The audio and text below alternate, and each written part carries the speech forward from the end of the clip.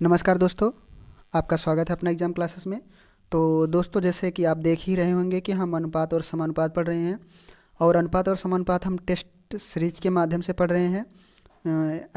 इसमें आपको अभ्यास भी हो जाएगा और प्लस जो इसमें रूल्स और जो नियम लगेंगे वो भी आपको क्लियर हो जाएगा। कहने का मतलब है एक साथ दो दो काम हो जाएगा। चलें देखते हैं आज किस प्रकार के सवाल हैं। तो आज की सवाल है, युद्ध से पहले किसी सेना में युद्ध से पहले किसी सेना में tank tank plane plane tank और प्लेन का अनुपात 5:3 था। ठीक।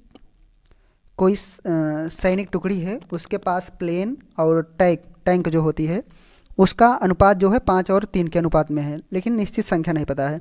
फिर आगे क्या बोल रहा है, युद्ध के बाद 1,000 टैंक और 800 प्लेन नष्ट हो गए। कहने का मतलब जो है उस सैनिक टुकड़ी के 1,000 टैंक और 800 प्लेन नष्ट हो गए।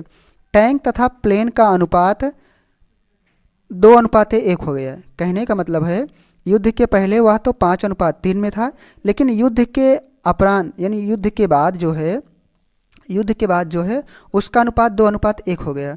तो पूछ रहा है क्या है, युद्ध के बाद टैंकों की संख्या क्या बची। यानी अब यह पूछ रहा है कि युद्ध के बाद टैंकों की संख्या क्या बची। ठीक। तो पहले हम इसे देखते हैं कि हम इसे 60 तरीके से कैसे लगा सकते हैं और इसमें 60 तरीका क्यों नहीं लगेगा। पहले हम इसे देखते हैं कि हम इसे किस तरीके से लगाते हैं। तो हमें लगाना इस तरीके से पड़ेगा। जैसे मान लीजिए टैंक के लिए हम यहाँ टी लिखे, ठीक, और प्लेन के लिए हमने यहाँ पी लिखा। ठीक। तो टैंक जो है 5 है और प्लेन जो है 3 है। ठीक। तो हमें एक निश्चित संख्या माननी पड़ेगी, तो हम इसे 5x करेंगे और इसे 3x करेंगे।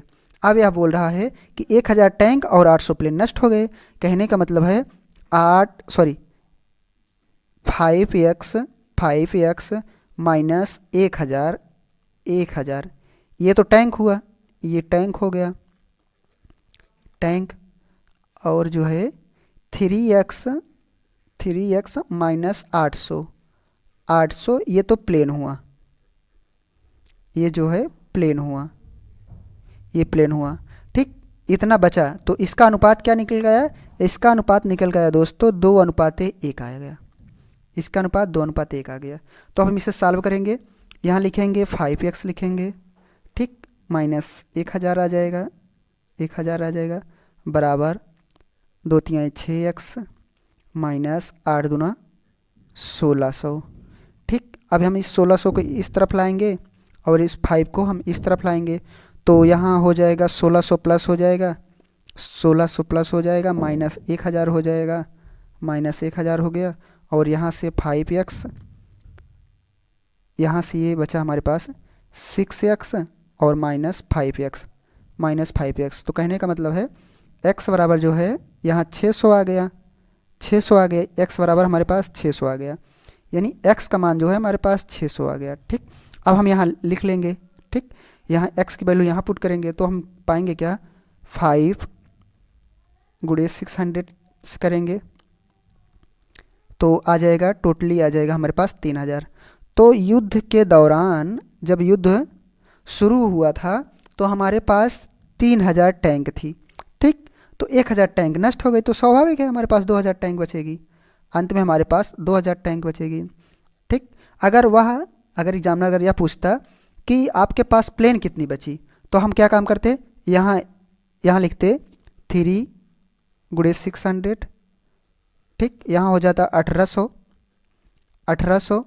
ठीक। और हम उसमें 800 माइनस कर देते हैं, चूँकि 800 इसलिए माइनस करते कि 800 प्लेन नष्ट हो गई, तो 1,000 प्लेन बची।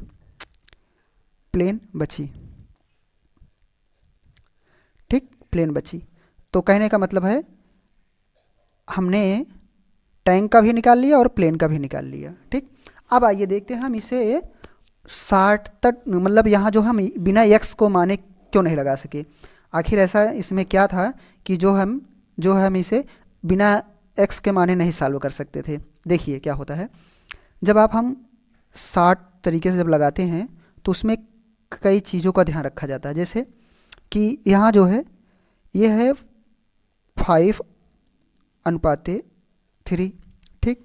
और ये पहले था पहले था, और युद्ध के बाद जो है 2:1 हो गया, युद्ध के बाद 2:1। अब इस तरफ से देखें, इसका अंतर यहाँ से 3 आ गया और इसका अंतर यहाँ से 2 आ गया, ठीक, 2 आ गया।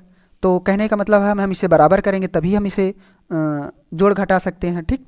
तो हमें इसे बराबर करने के लिए 5 3 8, ये प्लस में ये 8 हो रहा है और ये 3 हो रहा है। तो कहने का मतलब हमें इस वाले में 3 से गुणा करना पड़ेगा, इस वाले में हमें 3 से गुणा करना पड़ेगा, और इस वाले में हमें जो है 8 से गुणा करना पड़ेगा, 8 से गुणा करना पड़ेगा, 8 से गुणा करना पड़ेगा। तो ये आ जाएगा, यहाँ आ जाएगा 3 5 15 15, और ये 3 त्रिका 9, ठीक, और ये 8 है, ध्यान रखना ये 8 है, और ये हो जाएगा 8 दूना 16, और ये 8 आ गया। अब देखें यहाँ से 1 आ गया और यहाँ से भी 1 आ गया, कहने का मतलब अब हमारा दोनों तरफ से 1 1 आ गया। अब ये घटाने के लिए जो इसकी आवश्यकता थी वो तो कंप्लीट हो गई, लेकिन अब हमारे पास दूसरी समस्या ये है दोस्तों कि हम जो एक है, एक यूनिट किसका मान रखें? एक यूनिट 800 का मान रखें, 800 का मान रखें, या फिर हम 1000 का रखें? यही हमारे लिए थोड़ी दिक्कत की बात थी, इसीलिए हमने जो है इसे इस तरीके से सवाल लगाया। अन्यथा यह सवाल सीधे सीधे इतना बड़ा ज़्यादा कैलकुलेशन ना करके सिर्फ हम इस तरीके से इसे मात्र 2 या 3 कैलकुलेशन में हम इसे सॉल्व कर देते, ठीक। तो मैं उम्मीद करता हूँ कि आप हमारी बात समझ गए होंगे। चलें देखते हैं नेक्स्ट सवाल।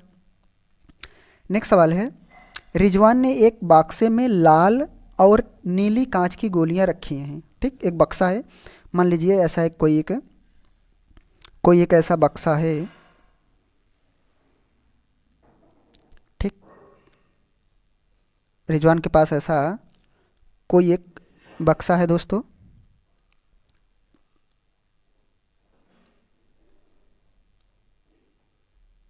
रिजवान के पास ऐसा कोई एक बक्सा है, इसमें क्या है, इसमें रेड और ब्लू गोलियां हैं, ठीक। उनकी निश्चित संख्या नहीं पता है, लेकिन ये बता रहा है कि रेड का अनुपात और ब्लू यानी लाल और नीले गोली का अनुपात जो है 5:4 में दिया गया है, 5:4 में दिया है। अब वो बोल रहा है कि 5 गोलियां खो जाने के बाद इसका अनुपात जो है दोस्तों यहाँ 10:9 हो जा रहा है, ठीक। खो जाने के बाद, यहाँ देखिए बाद, खो जाने के बाद। अब देखें तो हम इसे जोड़ घटाव करेंगे, तो यहाँ से जो है देखें, यहाँ से जो है इसका अंतर 5 आ रहा है और इस तरफ से भी इसका अंतर 5 आ रहा है, ठीक। तो पहले ये अनुपात था, पहले यही अनुपात था, तो 5 में 10 जाएगा नहीं, ठीक। तो अब और ध्यान हमें कि सिर्फ 5 गोलियां खोई हैं, जबकि नीली वाली गोलियां सेम पहले वाले की अनुपात में ही होंगी, यानी नीली वाली गोलियां जितने पहले थी उतने अब भी होनी चाहिए ब्लू वाली गोलियां, ठीक। तो ब्लू का अनुपात जो है यहाँ 4 था, अब यहाँ 9 हो गया। कहने का मतलब है हम पहले इसे सामान्य करेंगे, इसे बराबर करेंगे। तो इसे बराबर करने के लिए हम क्या काम करेंगे, यहाँ लिखेंगे 5:4, इसे हमें 9 से गुणा करना पड़ेगा, इसमें भी और इसमें भी, चूँकि दोनों तरफ गुणा करना रहता है, यह नियम है, ठीक। अब यहाँ जो है, यहाँ हम किस संख्या से गुणा करेंगे, यहाँ हम 4 से गुणा करेंगे, ठीक। यहाँ हम 4 से गुणा करेंगे और यहाँ हम 4 से गुणा करेंगे, तो ये हो जाएगा, ये 9 5 45 और 9 चौक 36 और ये 10 चौक 40 और ये 9 चौक 36। अब ये देखें ब्लू गोली का जो अनुपात है, ब्लू गोली का अनुपात जो है बराबर आ गया, 36 पहले था 36 अब था। तो कहने का मतलब है रेड गोली जो है 5 यूनिट कम हो गया, 5 यूनिट कम हो, यानी पहले 45 था अब 40 आ गया, यानी 5 यूनिट कमी हो गई, 5 यूनिट की कमी हो गई, 5 यूनिट कम हो गया। लेकिन जब जो 5 यूनिट कम है वह 5 गोलियों के बराबर है, ठीक, 5 गोलियों के बराबर है, तो यहाँ 5 गोली लिखेंगे, 5 गोली लिखेंगे। तो कहने का मतलब है 1 यूनिट बराबर, 1 यूनिट बराबर दोस्तों जो है 1 गोली आ गई, 1 गोली आ गई। तो अब हम क्या देखेंगे, उसके पास उसके पास अब कितनी गोलियां बची हैं, ठीक, उसके पास अब कितनी गोलियां बची हैं। तो यहाँ पहले अब उसके पास किस अनुपात में बची हैं, अब बची हैं 40:36 में, ठीक। जबकि एक यूनिट का मान 1 आया है, तो हम यहाँ सीधा सीधा जोड़ देंगे 40 + 36, ठीक, बराबर 76 यूनिट, सॉरी 76 गोलियां पहले थी, ठीक, सॉरी लास्ट में जो है 76 गोलियां बची, जबकि पहले गोलियां जो थी 76 में 5 हम जोड़ देंगे, तो कहने का मतलब है बाद में ये इतनी बची और पहले जो है 81 गोलियां थी, 76 में 5 हम जोड़ देंगे, यहाँ 81 आ जाएगा। तो हमसे वो पूछ रखा था कि उसके पास अब कितनी गोलियां बची, अब कितनी गोलियां बची मतलब बटे 76 गोलियां बची, ठीक, 76, ये इसका आंसर हुआ 3 नंबर वाला। आगे देखते हैं, आगे क्या है दोस्तों, एक विद्यालय में 1554 विद्यार्थी थे, ठीक, लड़के और लड़कियों की संख्या का अनुपात 4:3 में है, ठीक, ध्यान रखना इसका अनुपात हमें दे रखा है, इसका अनुपात हमें दे रखा है। कुछ दिनों के बाद 30 लड़कियां ने उस विद्यालय में प्रवेश ले लिया, ठीक, कहने का मतलब है जिस अनुपात में लड़कियां पहले थी उसमें 30 और ऐड कर दिया जाएगा, चूँकि 30 लड़कियां और प्रवेश ले लिया, लेकिन कुछ लड़कों ने विद्यालय छोड़ दिया। ध्यान रखना यहाँ एक निश्चित संख्या नहीं बोल रखा है, ये बोल रखा है कि कुछ लड़कों ने विद्यालय छोड़ दिया, परिणाम स्वरूप अनुपात जो है 7:6 हो गया, ठीक। तो पहले अनुपात क्या था दोस्तों, पहले अनुपात था, पहले देखिए पहले हमारे पास क्या था, टोटल स्टूडेंट हमारे पास थे 1554 स्टूडेंट थे, ठीक, इसमें क्या थे 4 बॉयज़ थे और 3 लड़कियां थीं, ठीक, ये बॉयज़ थे और ये लड़कियां थी, इस अनुपात में है।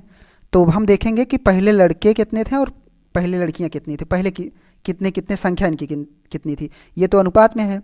तो इन दोनों यूनिट को हम जोड़ देंगे, यानी 4 यूनिट + 3 यूनिट को हम जोड़ेंगे, जब जोड़ देंगे तो ये 7 यूनिट हो जाएगा। 7 यूनिट का मान जो हमें दिया है 1500 स्टूडेंट दिया है, 7 यूनिट का मान जो है 1554 दिया गया है, 1554 स्टूडेंट दिया गया है। तो एक यूनिट का मान जो आएगा, एक यूनिट के बराबर, एक यूनिट हो जाएगा 1554 में 7 से हम डिवाइड कर देंगे एक यूनिट का मान। तो एक यूनिट का मान जो आएगा, एक यूनिट का जो मान आएगा 214, फिर यहाँ आ जाएगा 214, फिर यहाँ 214, यानी 222 आ जाएगा। एक यूनिट का मान हमारे पास 222 आ गया, ठीक। तो अब यहाँ बॉयज़ 4 यूनिट थे, गर्ल 3 यूनिट थे, तो कहने का मतलब है जो बॉय की संख्या होगी, जो बॉयज़ की संख्या होगी दोस्तों, जो बॉयज़ की संख्या होगी वो 4 × 2 2 2 यानी 888 स्टूडेंट पहले थे। और लड़कियां कितनी थीं, लड़कियां कितनी थीं, लड़कियां हमारे पास थीं 3 × 2 2 2 यानी 666 लड़कियां थीं, पहले थीं, ये पहले, ठीक। अब 30 लड़कियां और आ जाने के बाद, अब 30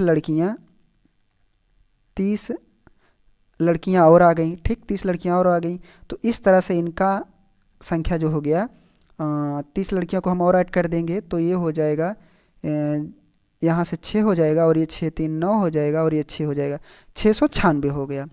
अब फाइनली लड़कियों, ये फाइनली है, फाइनली लड़कियों का संख्या जो हो गई ये हो गया 696 हो गया, ठीक। लेकिन अब अनुपात कितना दिया गया ये हमें देखना है।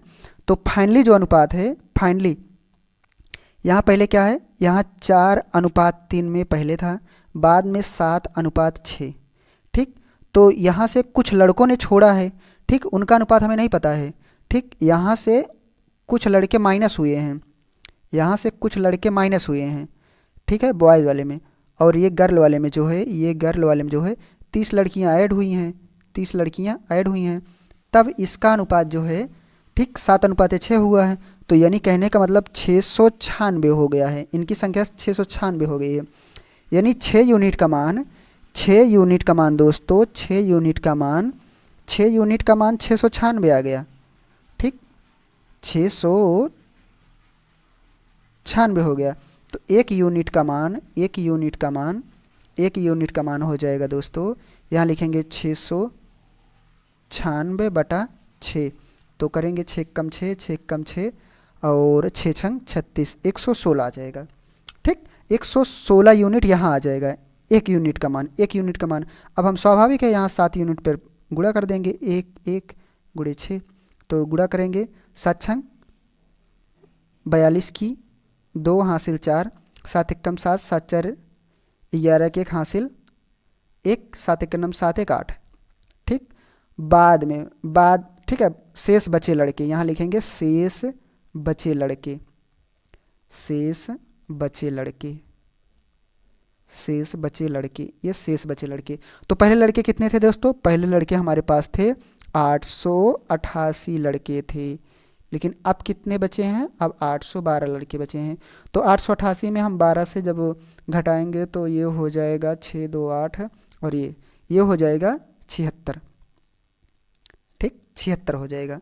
आगे आज की अंतिम सवाल यहाँ लिखा है 500 मीटर की दौड़ में 2 धावक पी की गति,